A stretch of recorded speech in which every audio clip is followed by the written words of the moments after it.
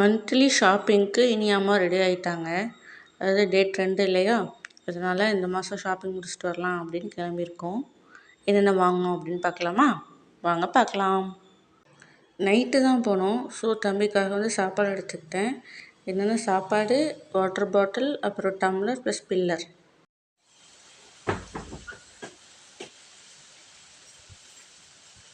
நீ அங்கே பாரு, அம்மா பாரு.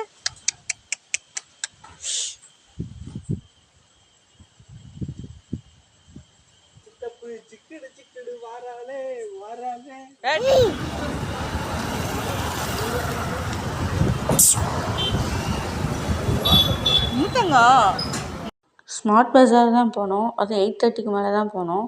அப்போ தான் அங்கே கொஞ்சம் கூட்டம் கம்மியாக இருக்கும் அப்படின்றனால போயிட்டு வாங்கிட்டு வந்தோம். என்ன வாங்கினோம் அப்படிங்கிறத காட்டுறேன் பாருங்கள். அதுவும் ரொம்பலாம் வாங்கலை. வீட்டுக்கு தேவையான திங்ஸ் கொஞ்சம் தான் வாங்கினோம். அதுவும் நான் வாங்க வேண்டிய திங்ஸ் ஃபஸ்ட் ஃப்ளோரில் தான் இருந்துச்சு. அங்கே போய் வாங்கிட்டு வந்தோம். என்ன வாங்கினேன், என்னென்ன ஷாப்பிங் பண்ணேன்னு பார்க்கலாமா?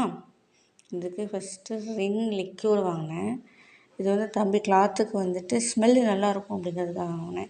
குழந்தை இல்லையா, அதனால் ட்ரெஸ்ஸில் எதுவும் ஸ்மெல் வந்துடக்கூடாது அப்படிங்கிறதுக்காக வாங்கினேன். ரொம்ப ரேட் இல்லை, 99 ரூபா. 2 months ஒன்ஸ், எனக்கு 2 months ஒன்ஸ் வரும். ஸோ 2 months ஒன்ஸ் வாங்கிப்பேன். அடுத்து என்ன வாங்கினேன் அப்படின்னா, பாத்திரம் தேய்க்கிற கம்பி. இந்த கம்பி 15 days ஒன்ஸ் கம்பி மாற்றுவேன். அதனால் இது வாங்கினேன். 2 வச்சுருக்கேன். அடுத்தது நெக்ஸ்ட்டு ஸ்க்ரப்பர். இது வீக்லி ஒன்ஸ் ஒன்று மாற்றுவேன். ஸோ இது இதில் 5 எண்ணம் இருக்கும். ஆல்ரெடி ஒன்று எடுத்துட்டேன். ரொம்ப ரேட்டில் 20 ரூபா தான். அதனால் இது ஒன்று வாங்கினேன். எப்போதுமே இது வீட்டில் வச்சுருப்பேன். ஸ்டாக் எப்போதுமே இருக்கும். அடுத்து என்ன வாங்கினேன் அப்படின்னா, கத்தி. காய்கறி கட் பண்ணுறதுக்கு கத்தியில் தான் கட் பண்ணுவேன். ஆனால் இந்த சைடு எல்லாருமே மேக்ஸிமம் அருவாமனையில் தான் கட் பண்ணுவாங்க. நான் அப்படி பழகலை. அதனால கத்தி 40 ரூபா, அது ஒன்று வாங்கினேன். அடுத்து கம்ஃபர்ட்டு. இது 58 ரூபா. இது ஒன்று வாங்கினேன்.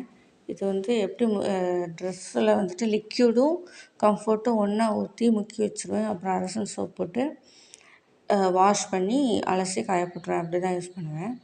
அடுத்து நான் ரொம்ப வருஷமாக யூஸ் பண்ணிகிட்ருக்கிற மைசூர் சாண்டல் சோப் 2 வாங்கினேன்.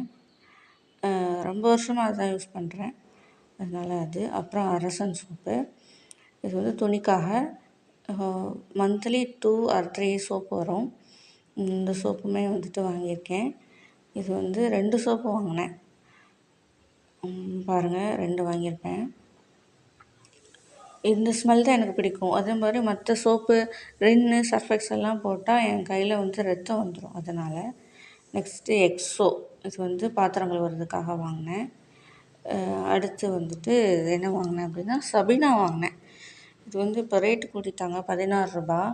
கேட்டால் இஸ்ரேல் வாருன்றாங்க. அதனால் ரேட்டை கூட்டிட்டோம் அப்படின்னு சொல்லி இது மந்த்லி ஒன்ஸ் ஒன்று வாங்குவேன்.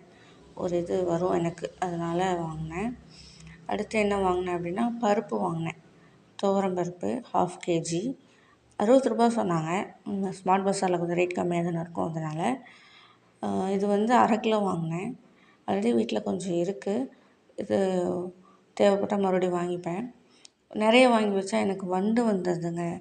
அதனால் கம்மியாக தான் வாங்குவேன். அப்புறம் சிறுபருப்பு. இதுவுமே 55 ரூபான்னு சொன்னாங்கன்னு நினைக்கிறேன்.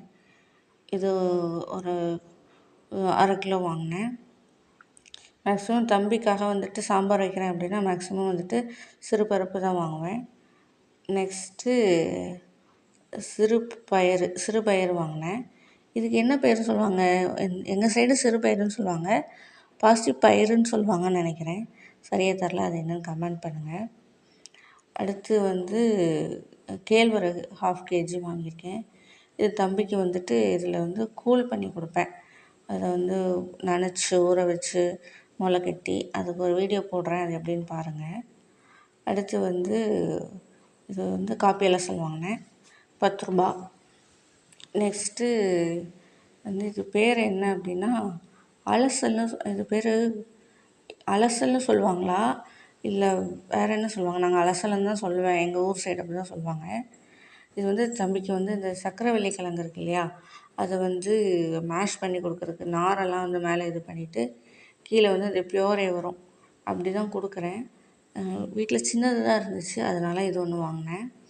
இது வந்து 165 ரூபான்னு சொன்னாங்கன்னு நினைக்கிறேன். அப்புறம் இந்த கூடை, இது வந்து ஸ்மார்ட் பஜாரில் வந்து ஆஃபரில் இருந்துச்சு. இந்த 3 கூடையும் சேர்த்து 99 ரூபா. ஆமாம், இது ஒன்று வாங்கினேன்.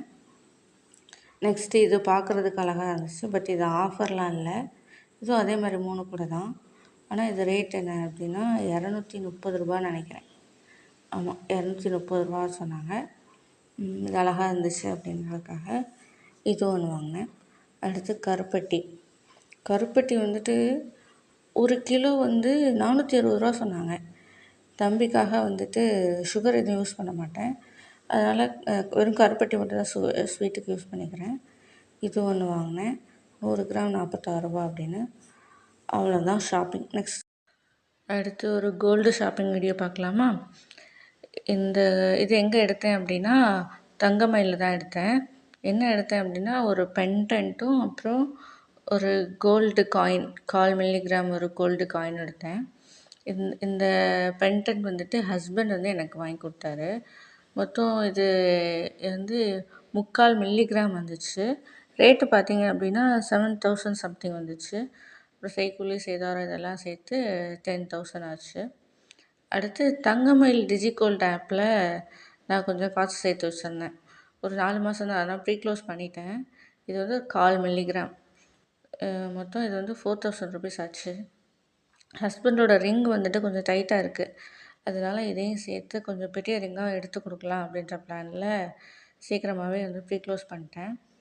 எடுத்து கொடுக்கணும், ஏன்னா எனக்கு ஆனிவர்சரி வருது. கம்மிங் சண்டே போய் அடுத்த சண்டே வந்து ஆனிவர்சரி வருது, அதனால் ஹஸ்பண்டுக்கு வந்துட்டு எடுத்து கொடுக்கலான்னு இருக்கேன். என்னோடய பேபிக்கு நான் 7th மந்த்லேயே வந்துட்டு கேழ்வரகு பால் இன்ட்ரடியூஸ் பண்ணிட்டேன். ஆனால் கேழ்வரகு மாவு வந்து 10th மந்தில் தான் இன்ட்ரடியூஸ் பண்ணேன். அது எப்படி பண்ணேன் அப்படின்னு பார்க்கலாமா? அதுக்காக ஓவர் நைட் கேழ்வரகை ஊற வச்சுக்கிட்டேன். நெக்ஸ்ட்டு 3 டேஸ் என்ன பண்ணேன் அப்படின்னா இந்த மாதிரி முளைக்கட்டி வச்சுட்டேன். 3 டேஸ் வந்து முளைக்கட்டணும், அப்போ தான் அது வந்து இந்த மாதிரி வரும். அப்புறம் 3 டேஸ் வந்துட்டு வெயிலில் காய வச்சேன், ஏன்னா வந்து அதில் இருக்கிற ஈரம் வந்து போகணும். அதுக்கப்புறம் 1 டே நல்லா வறுத்து அது திரிக்கணும். வறுக்கும்போது அதில் ஒரு ஸ்மெல் வரும் பாருங்கள், அந்த ஸ்மெல் அவ்வளோ நல்லாயிருக்கும், செம்மையாக இருக்கும் அந்த ஸ்மெல். அப்புறம் மிக்சியில் போட்டு ஒரு 2 டைம் நான் வந்து நல்லா திரிக்கணும். ரொம்ப சாஃப்ட் டெக்ஸ்சரில் இருக்கணும். ஃபஸ்ட் டைம் திரிக்கும் போது கொஞ்சம் குறன்னு தான் இருக்கும், அதனால் வந்து 2 டைம் திரிக்கணும், அப்போ தான் அது நல்லாயிருக்கும். அதுக்கப்புறம் அதை கண்டிப்பாக 2 டைம் வந்துட்டு இந்த மாதிரி மாவலசில் வச்சு அலசணும். அதில் அப்போ தான் அதில் இருக்கிற வேஸ்ட்டெல்லாம் வந்து வெளில போகும், குழந்தைங்களுக்கு டயரி ஆகாது, இல்லைன்னா அது வயிற்றோற்றமாயிரும். அதுக்கப்புறம் இதில் லைட்டாக கருப்பட்டி சேர்த்து மிக்ஸ் பண்ணி கூழ் மாதிரி காய்ச்சி என் பையனுக்கு கொடுப்பேன். அது கேக் மாதிரி ப்ரௌனி மாதிரி இருக்கும், அது பார்க்குறதுக்கும் டேஸ்ட்டுமே செமையாக இருக்கும். இன்னும் எக்ஸ்ட்ரா டேஸ்ட்டுக்காக கொஞ்சம் நெய்யும் சேர்த்துப்பேன்.